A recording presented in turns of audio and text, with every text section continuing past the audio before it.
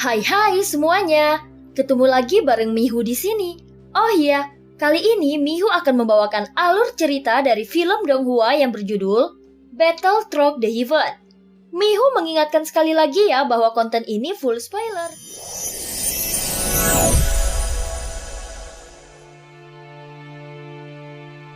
Melanjutkan dari kisah sebelumnya.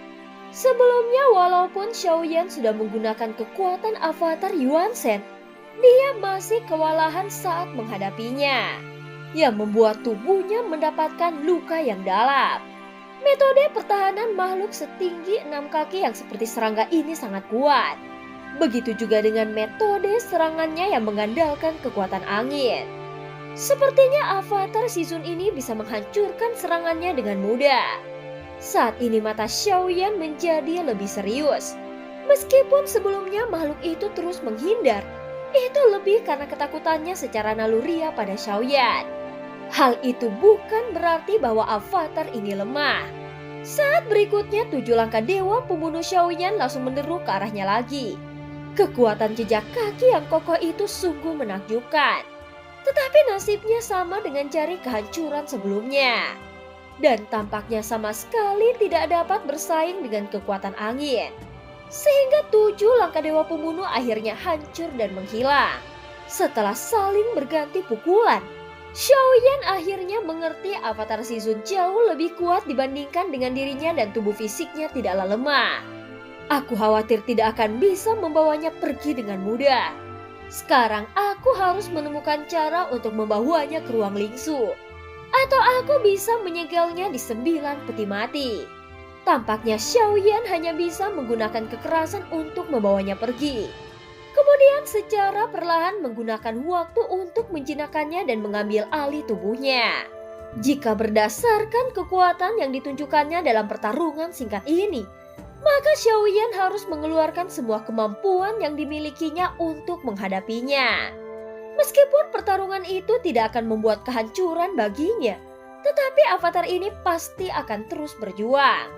Dia juga membutuhkan banyak waktu dan itu akan sangat menguras tenaga. Jika Xiaoyan mampu menaklukkannya tanpa harus bertarung, maka dia sebaiknya mengambil langkah ini. Saat berikutnya Xiaoyan diam-diam terpisah dari tubuh avatar Yuan Shen. Dan dengan menggunakan guntur ekstrim, dia melangkah mundur ke sudut kemudian menyembunyikan auranya.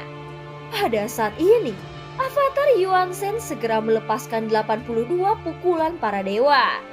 Dan pukulannya tampak seperti hujan cahaya keemasan di langit. Tahanan roh, bisakah makhluk itu dijebak? Ucap Xiaoyan langsung mengibaskan tahanan roh yang berada di lengan bajunya. Setelah keluar, tahanan roh melihat ke sekeliling dengan bingung. Pembunuh 1000 pedang, arahkan makhluk itu ke hadapanku. Dengan formasi pembatasan yang aku atur, maka bukan masalah untuk menjebaknya sementara waktu. Ucap tahanan roh langsung memberi petunjuk pada Xiaoyan yang sedang duduk bersila di sudut. Sampai saat ini, tampaknya avatar Shizun tidak menemukan kelalaian pada serangan avatar Yuan Shen. Terlihat serangannya tidak pernah berhenti. Meskipun tubuhnya terus-menerus dipotong oleh angin baja yang terus berputar dengan mengandalkan kekuatan fisik yang kuat, setiap luka yang didapatkannya akan segera dipulihkan. Untuk bisa menjebaknya, mau tidak mau harus mengandalkan avatar Yuan Shen untuk menghadapinya. Sepertinya tidak ada aturan pada serangan avatar Yuan Shen. Faktanya saat bertarung dengannya, avatar Yuan Shen terus-menerus mengubah posisinya. Dengan demikian itu membuat avatar Yuan Shen memasuki pembatasan yang telah ditempatkan oleh tahanan roh. Kau masih belum menjebaknya, ucap Xiaoyan langsung berteriak ke arah tahanan roh dengan suara yang dalam. Pembunuh 1000 pedang, jangan terburu-buru. Dia belum sepenuhnya tenggelam dan belum mencapai lokasi yang tepat. Semakin akurat posisinya, maka akan semakin baik efeknya. Xiaoyan tidak berdaya mendengar penjelasan tahanan roh dan hanya bisa mengangguk. Meskipun avatar Yuan Shen memiliki tubuh yang sangat kuat, namun di bawah serangan angin baja kencang terlihat dia masih sangat kesulitan dan terus berjuang menghadapinya. Xiaoyan khawatir avatar Shizun akan mengetahui petunjuknya. Bagaimanapun, Xiaoyan masih tidak mengungkapkan kartu trufnya. Begitu juga dengan avatar season ini yang juga belum mengungkapkan kartu trufnya. Dengan kekuatan Xiaoyan saat ini, mungkin satu-satunya cara untuk bisa mengalahkannya. Hanya dengan begitu dia baru bisa bertarung dengannya. Rasa penindasan dari tanda season juga dapat memberitahu Xiaoyan dengan jelas bahwa ini bukanlah ilusi.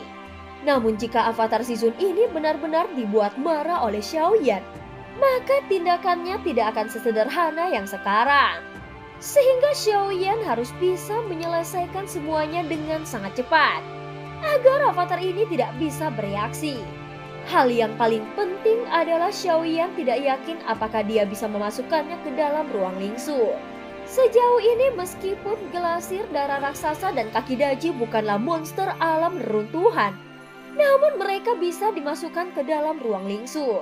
Hal ini cukup untuk membuktikan selama dia mencapai tingkat kekuatan tertentu maka dia bisa melakukannya. Tidak ada keraguan tentang kekuatan avatar season ini. Aku khawatir makhluk ini tidak lagi berada di ranah keabadian kaisar. Di bawah permainan avatar Yuan Shen, pada akhirnya avatar season itu memasuki pembatasan yang dibuat oleh tahanan roh. Xiaoyan juga melihat formasi yang tepat di sekitarnya langsung memadat. Kemudian rantai besi yang tak terhitung jumlahnya tiba-tiba muncul dan menembus langsung ke seluruh tubuh avatar season. Hanya saja rantai besi ini ditembus cahaya dan tidak benar-benar menembus dagingnya. Hanya saja rantai besi ini hanya menembus cahaya dan tidak benar-benar menembus dagingnya. Bagaimanapun ini hanyalah pembatasan untuk mencegahnya agar tidak bisa bergerak, sehingga memudahkan Xiaoyan untuk mengambil tindakan.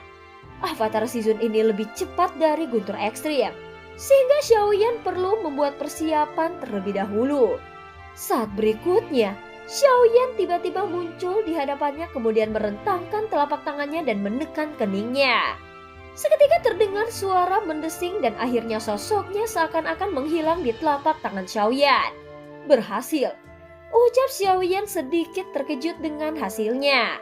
Sepertinya dia sendiri tidak menyangka akan hasilnya membawanya ke ruang lingsu.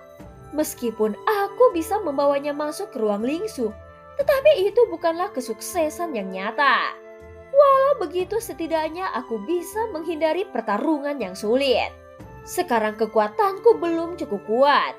Jika aku bisa menerobos keabadian para dewa, kemudian merebut tubuhnya di dalam ruang lingsu, maka aku bisa menjadikannya avatarku yang baru. Sepertinya asalkan makhluk ini berada di dalam ruang lingsu, meskipun dia memiliki sayap, maka avatar ini hampir tidak bisa terbang. Saat avatar season dipindahkan ke ruang lingsu, pembatasan di sini mulai melemah, sehingga awan warna-warni di luar mulai menyebar dan mengungkapkan penampakan sebenarnya dari tempat ini. Dikelilingi oleh vegetasi yang subur, seekor kumbang besar tiba-tiba terbang ke atas kepala Xiaoyan. Bagaimanapun tempat ini juga dikenal sebagai lembah serangga. Dengan hilangnya raja serangga mereka, maka tempat ini juga dikembalikan ke bentuk yang semula. Saat ini sosok Yuyan segera datang dari kejauhan dan melayang di depan Xiaoyan. "Suamiku, apakah kau berhasil?" ucap Yuyan bertanya dengan ekspresi gembira. Namun Xiaoyan memasang ekspresi sedih di wajahnya dan perlahan menggelengkan kepalanya. "Lari," ucap Xiaoyan dengan suara yang dalam.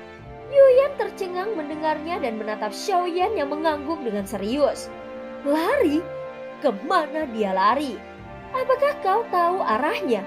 Aku akan menemanimu mengejarnya." Pada saat ini, Xiaoyan tidak mengatakan yang sebenarnya.